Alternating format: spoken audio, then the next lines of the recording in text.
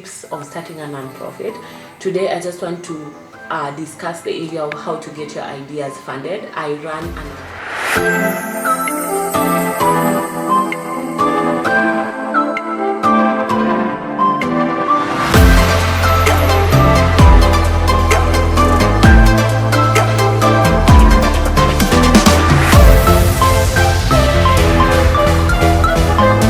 What's up everyone, this is Patricia Nudiorao, and today I want to go on part 2 of a video that I started with. So if you haven't watched, go back and watch how to tips of starting a nonprofit. Today I just want to discuss the area of how to get your ideas funded. I run a nonprofit. I founded and lead actively for the last 3 years. I started in 2020, and so far we have grown from zero, because I started when I was like 1 to now close to over 40 staff. We are running many programs successfully. Most are not donor funded, but like we have invested in crowdfunding, we have invested in ensuring that we can also put in money into their work, and we happily have a number of programs running. So today I just wanted to discuss how to get your ideas funded, because I believe like the funding space is where a lot of work always gets in and that people are always frustrated about. The first thing that I want to give you as a tip is you need to invest in your ideas before the funding comes. The problem that we have and the mistakes that we make quite a bit is waiting for money to come before we start. It makes it very difficult for people to trust ideas. People want to trust things that they are already seeing running. And from our example, we have almost always done everything before the funding came. We start projects and funding comes along the way when we are already into the project. And so we know what works, we know what doesn't, and above all, we can already show the impact of this project. And so start even before the funding comes, so that you're able to build a case for why you need the funding. The second thing in investing in funding is people fund people. A lot of the times people think that the best idea always wins, the best proposal always wins, which is at times the case. But when you're starting in as a nonprofit, no one knows you, no one knows anything about you, no one knows what you do, no one knows your impact, no one knows anything. And so you must invest in people. And people always fund people. You find that in most cases, someone feels that an organization is getting a lot of funding, and maybe there's one person. This is something I learned even in my previous organization, because I would be able to have conversations with people around funding and what it means to be funded. And a lot of people would say donors and funders normally always fund people they know. And so invest in networking, know people, invest in going for conferences, learning what other people are doing, taking their business cards, reaching out to them, because at the end of the day, you need to be able to invest in relationships so that you're able to secure the funding, especially at the initial stages. The third tip is social media is your friend. Be out there. It doesn't matter how great of a work that you're doing. If people don't know you're doing nothing, it doesn't count.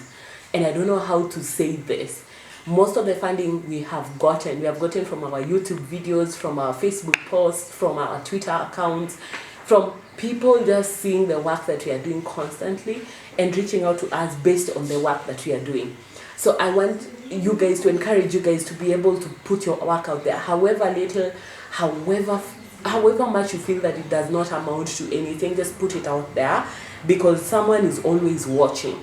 The fourth tip that I want to give is work on your systems. Your systems matter.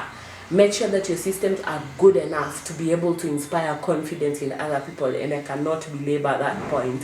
And this should not prevent you from starting. Systems will be built along the way, but build those systems as they come. It is easier to fund people that you are able to see the systems and their structures.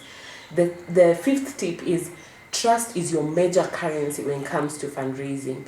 People feel that they just need to secure the funding and that's over.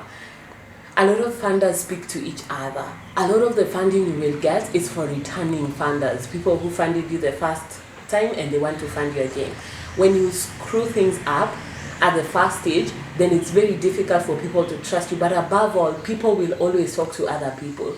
So if you're given money to do something, do whatever you're given money to do. Do more than you're given to do.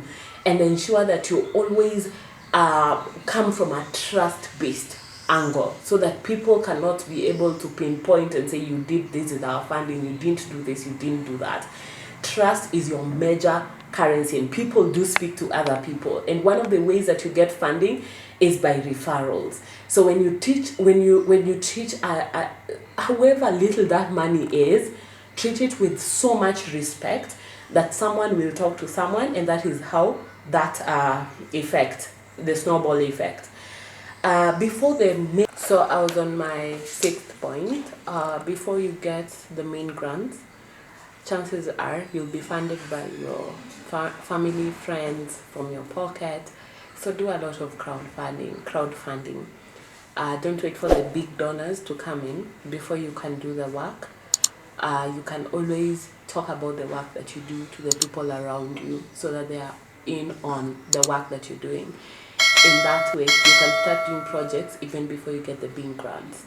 And finally, for retention of donors, I mentioned trust, but I also mentioned do more than you're required to do. This is a concept that I find very difficult, especially in this generation. I feel like people are just doing what they're supposed to do, and that's great. Like, you know your value, you know your worth, and all these things. But at the end of the day, funding and grants gravitate towards people who can prove that they can do more. Like, you have passion beyond the work, you have beyond the funds, and you can be able to do more.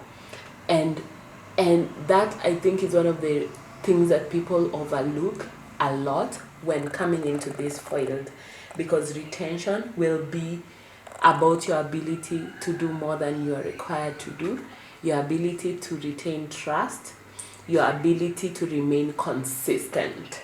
When in season, out of season, remain consistent. Promise that you have given, deliver on the promise that you've given. Do not give excuses for everything. Do not misappropriate funds. Do not cut shortcuts. Do not, remain consistent. And as you're passionate about the work when you're beginning, remain passionate, remain consistent, and this will get to attract more people to come in and do your work. So to help you fund your passion. So I think those are the first ones that I will start with. I will come back for a part 2. If you like this kind of content, please let me know. But watch the next video as well, because I'll be doing a series of these concepts over and over again, because we rise together and you can always learn from each other. If there's a tip that you think I left out that you want to add, please add it on the comment section. I can't wait to interact with you. And if you feel like you need to be able to contact me for anything other than these things that I've shared regarding non-profit organizations and what mistakes not to do and how I did it and how I'm progressing and some of the lessons I've learned, please reach out to me. I'll put my email on the description box below. Please reach out and I'll be happy to assist. Thank you so much for watching this video. Please watch the next one. I can't wait to see you on the next one. Bye.